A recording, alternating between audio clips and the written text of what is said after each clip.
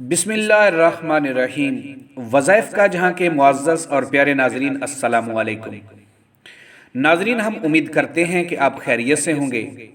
اور دعا ہے کہ رب خالق کائنات، رب ذوالجلال آپ سب کو اپنے حفظ و امان میں رکھے۔ پیارے ناظرین، مکہ مکرمہ دنیا کا مقدس ترین مقام ہے اور پوری دنیا کے مسلمانوں کا معزز و مکرم اور مقدس ترین شہر بھی ہے، جس کو رب ذوالجلال نے وحی کے طور پر، وحی کے مقام اور پوری امت مسلمہ کے لیے وحی کے طور پر چنا ہے۔ اسی شہر میں عبادات اور حج کے لیے کئی مناسک بھی رکھ دیے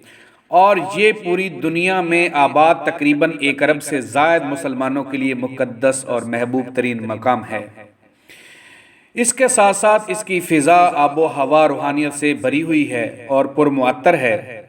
پوری دنیا سے آئے ہوئے مسلمان یہاں اپنی عبادات کرتے ہیں اور حج ادا کرنے کے ساتھ ساتھ عمرہ بھی ادا کرتے ہیں اور اپنی ماضی کی غلطیوں سے توبہ کرتے ہوئے اپنی بخشش کی دعائیں کرتے ہیں۔ پیارے ناظرین، گفتگو کو مزید آگے بڑھانے سے پہلے اب میرا چینل وظائف کا جہاں کو سبسکرائب کر لیجئے اور ساتھ میں بیل کا آئیکن دبا کر آل کا آپشن سلیکٹ کر لیجئے تاکہ فیوچر میں ہر نئی آنے والی ویڈیو کا نوٹیفیکیشن آپ کو ملتا رہے۔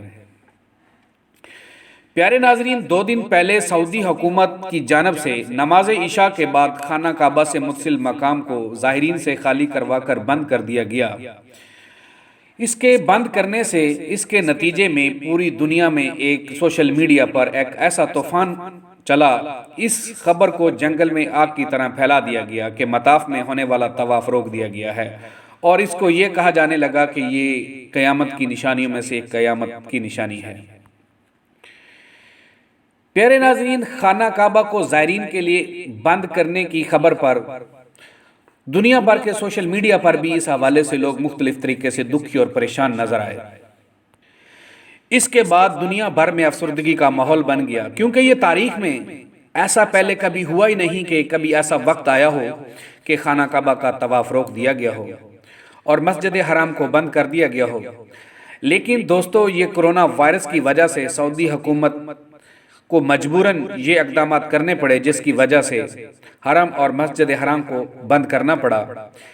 پیارے ناظرین، حرم اور مسجد حرام کی صفائی کے پیش نظر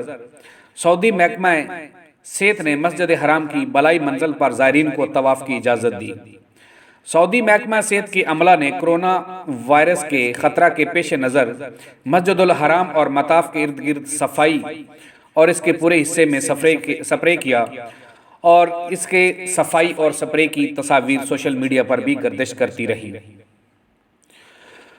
اور ان میں واضح طور پر دکھایا گیا کہ محکمہ صحت کا عملہ مکمل صحن کو خالی کروا کے سپرے اور صفائی کروا رہا ہے۔ پیارے ناظرین، سعودی حکومت کی جانب سے ابھی پہلے مرحلہ میں وہاں کے مقامی شہری اور مقیم لوگ ہی حرم شریف کا طواف کر سکیں گے اور سعودی حکام کے